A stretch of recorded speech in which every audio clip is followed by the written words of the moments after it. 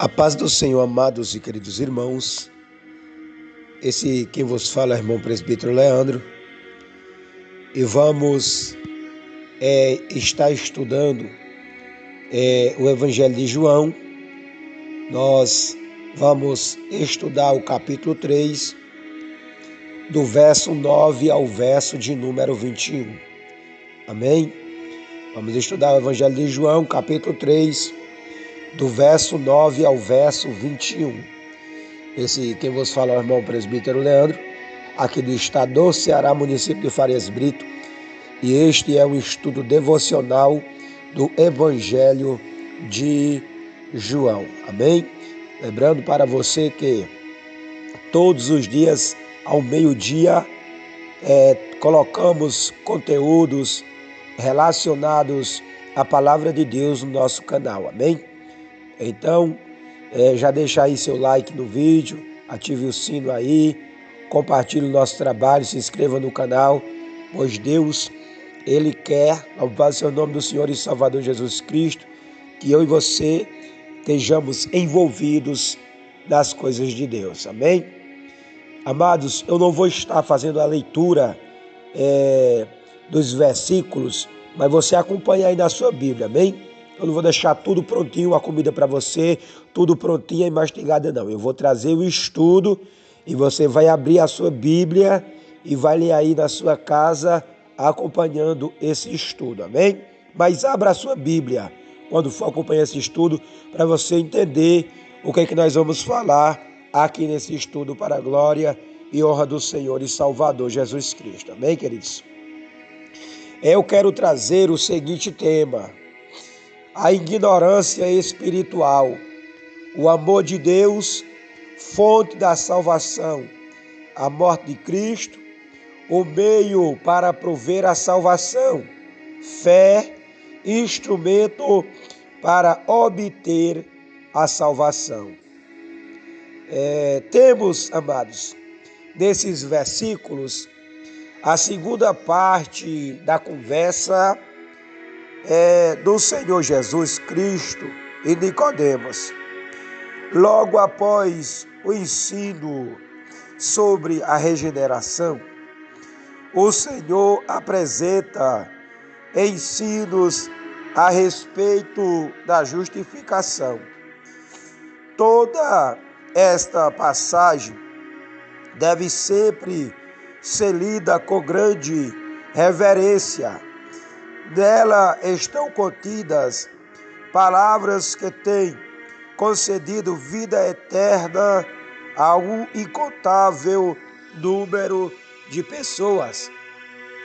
Primeiramente, devemos observar como os homens importantes e eruditos podem possuir grande ignorância espiritual. Vemos aqui um mestre em Israel que desconhecia os elementos básicos da fé salvadora. Ao ser informado sobre o novo nascimento, imediatamente Nicodemos exclama: como pode suceder isso?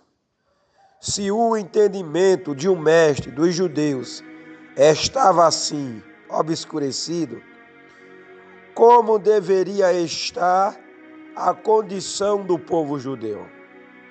Era realmente o tempo apropriado para a vinda de Cristo. Os pecadores ou os pastores de Israel haviam cessado de alimentar com conhecimento o povo. Um cego guiava outro cego e ambos caíam no barranco. Mateus capítulo 15, verso de número 14. Infelizmente, ignorância como a de Nicodemos é muito comum na Igreja de Cristo. Não devemos ficar surpresos se encontrarmos a mesma espécie de ignorância em muitas daquelas em que esperávamos encontrar conhecimento. a erudição e a posição eclesiásticas não são provas de que o ministro de Cristo é instruído pelo Espírito. Em todas as épocas, os sucessores de Nicodemos têm sido muito mais numerosos do que os sucessores de Pedro. Em nenhum outro ponto é tão comum haver ignorância espiritual do que no assunto relacionado à obra do Espírito Santo. Essa antiga pedra na qual Nicodemos tropeçou tem servido de tropeço a milhares de pessoas nos dias de hoje, assim como nos dias de Cristo. Ora, o homem natural não aceita as coisas do Espírito de Deus. 1 Coríntios capítulo 2, verso 14. Feliz é aquele que sabe julgar todas as coisas segundo as Escrituras, e a ninguém sobre a terra chama de mestre. 1 Tessalonicenses capítulo 5, verso 21 e Mateus 23, versículo de número 9. Em segundo lugar, a passagem nos indica a fonte natural de onde procede a salvação do homem. Esta fonte é o amor de Deus, o Pai. Nosso Senhor disse a Nicodemos: porque Deus amou o mundo de tal maneira que deu seu Filho unigênito, para que todo aquele que nele crê não pereça, mas tenha a vida eterna. Foi com razão que Lutero chamou de Bíblia em miniatura este versículo maravilhoso. As primeiras palavras talvez sejam as mais importantes. Deus amou o mundo de tal maneira. O amor aqui mencionado não se refere àquele amor especial com que o Pai contempla os seus escolhidos, e sim a grande compaixão e misericórdia com que Ele olha para toda a raça humana. O alvo desse amor não é somente o pequeno rebanho que desde a eternidade Ele concedeu a Cristo, mas também o mundo, constituído por todos os pecadores sem exceção. Em certo sentido, Deus ama profundamente este mundo. Com misericórdia e compaixão, contempla todos os que por Ele foram criados. Deus não ama os pecados dos homens, e sim as suas almas. O Senhor é bom para todos, e as suas ternas misericórdias permeiam todas as suas obras. Salmos 145, verso 9. Cristo é a graciosa dádiva de Deus para o mundo inteiro. Vigiemos para que nossa compreensão do amor de Deus seja escriturística e bem definida. Existem erros abundantes quanto a esta questão. Por outro lado, devemos ter cuidado com opiniões vagas e exageradas. Precisamos afirmar com segurança que Deus odeia a impiedade e que o fim de todos os que nela persistem será a destruição. Não é certo dizer que o amor de Deus torna o inferno desnecessário, bem como não é correto dizer que Deus amou o mundo de tal maneira que todos os seres humanos acabarão sendo salvos. É correto afirmar que amou o mundo de tal maneira que deu seu Filho para ser o Salvador de todos os que creem. Seu amor é oferecido de maneira gratuita, inteira, sincera e irrestrita, mas unicamente através da redenção que há em Cristo. Aquele que rejeita Cristo exclui a si mesmo do amor de Deus e perecerá eternamente. Por outro lado, precisamos ter cuidado em não assumir uma posição extremista quanto a isso. Não devemos hesitar em dizer a qualquer pecador que Deus o ama. Não é verdade que Deus se importa apenas com seus eleitos, ou que Cristo é oferecido somente aos que estão ordenados à vida eterna. Em Deus existe bondade e amor para todos os homens. Foi por causa deste amor que Cristo veio ao mundo e morreu na cruz. Não procuremos ser sábios, além do que está escrito, nem mais sistemáticos em nossas afirmativas do que a própria Escritura. Deus não tem prazer na morte do ímpio. Não deseja que qualquer um deles pereça, antes que sejam salvos. Deus ama o mundo. João capítulo 6, verso 33, Tito capítulo 3, verso 4, João capítulo 4, verso 10, 2 de Pedro capítulo 3, verso 9, 1 Timóteo capítulo 2, verso 4 e Ezequiel 33, verso 11. Em terceiro lugar, a terceira lição que nós podemos ver aqui nesta passagem, nós vemos o plano através do qual o amor de Deus trouxe a salvação aos pecadores. Este plano foi a morte expiatória de Cristo na cruz. Jesus disse a Nicodemos, e do modo porque Moisés levantou a serpente no deserto, assim importa que o Filho do Homem seja levantado, para que todo aquele que nele crê não pereça, mas tenha a vida eterna. Por seja levantado ou ser levantado, o nosso Senhor se referia a nada menos que sua morte sobre a cruz. Ele nos faz saber que sua morte estava designada por Deus para ser a vida do mundo. João capítulo 6, verso 51. Foi ordenada desde a eternidade para ser a propiciação pelo pecado do homem e a satisfação da justiça divina. Era o pagamento efetuado pelo sublime substituto e representante do enorme débito que o homem tinha para com Deus. Quando Cristo morreu na cruz, os nossos muitos pecados foram colocados sobre ele, que foi feito pecado por nós. 2 Coríntios capítulo 5, verso 21.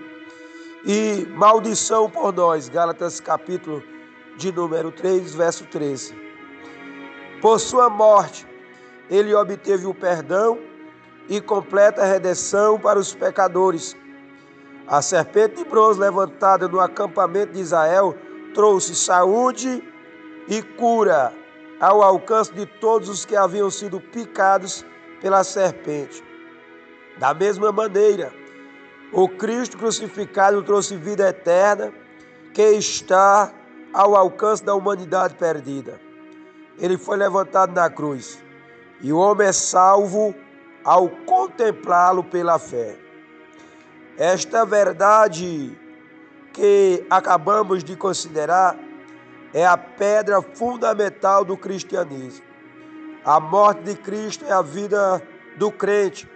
A cruz de Cristo confere ao crente o direito ao céu.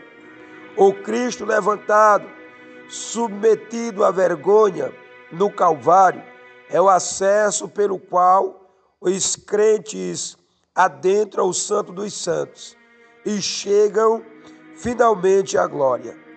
É verdade que somos pecadores, mas Cristo sofreu por nós. É verdade que merecemos a morte, mas Cristo morreu por nós.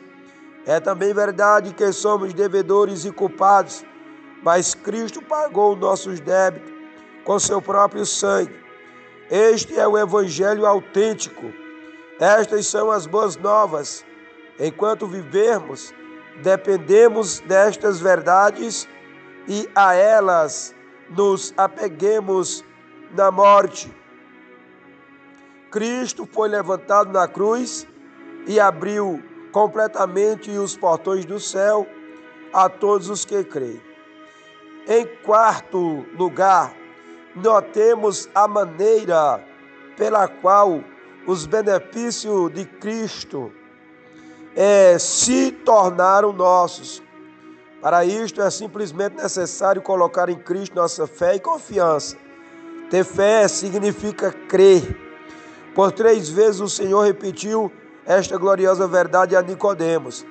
Por 2 vezes ele disse, para que todo aquele que nele crê não pereça. E também uma vez afirmou que quem nele crê não é julgado. Louvado seja Deus. Ter fé em Cristo é a chave para a salvação. Aquele que tem fé em Cristo tem a vida eterna. E o que não crer nele não tem. Nada mais é necessário além desta fé para a nossa completa justificação. Porém, nada mais nos dará direito aos benefícios de Cristo, a não ser esta fé. Podemos jejuar e nos lamentar pelo nosso pecado, fazer muitas coisas corretas, cumprir ordenanças religiosas, dar todos os nossos mantimentos para alimentar os pobres. Apesar disso, não sermos perdoados e perdermos nossa alma. Mas, se tão somente viermos a Cristo como pecadores culpados e nele cremos, seremos imediatamente perdoados e nossas iniquidades serão inteiramente tiradas. Sem fé não há salvação. Todavia, através da fé em Jesus Cristo, o mais vil dos pecadores pode ser salvo. Se queremos possuir uma consciência em paz no que se refere à vida espiritual, cuidemos para que a nossa compreensão sobre a fé salvadora seja clara e bem definida. Devemos tomar cuidado para não considerarmos a fé que traz justificação como nada mais que uma simples confiança do pecador no Salvador.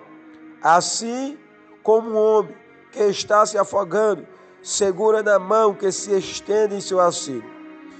No assunto da justificação, tenhamos cautela para não mesclarmos a fé com nenhuma outra coisa.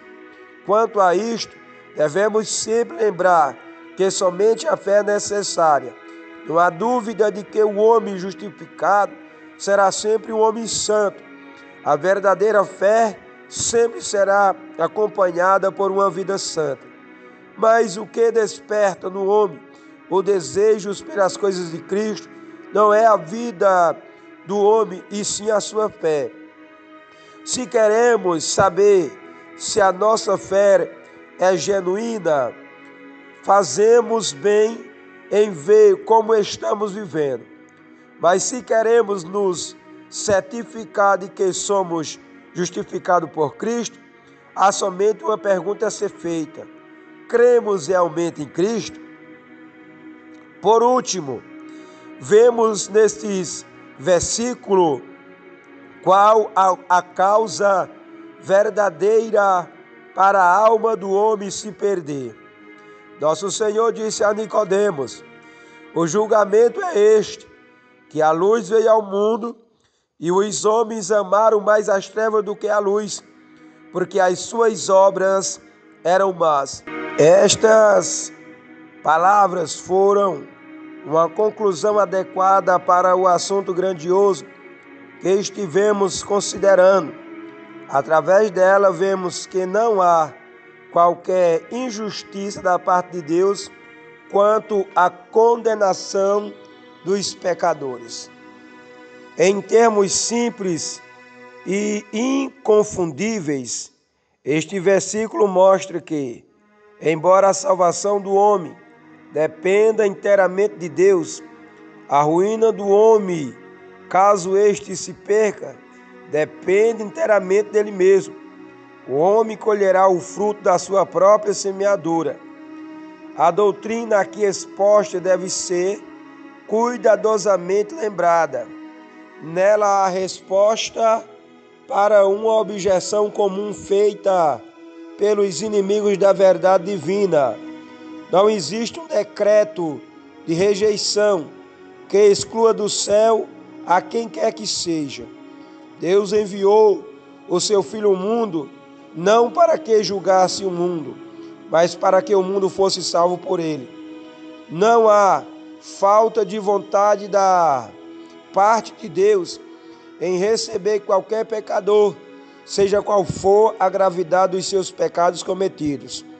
Deus enviou luz ao mundo, e se o homem não vem para a luz, a ele pertence toda a culpa. Seu sangue cairá sobre a sua própria cabeça, caso leve sua alma à perdição. Sua culpa estará diante de si mesmo, se errar o caminho do céu. A miséria eterna que lhe sobrevirá será o resultado de sua própria escolha.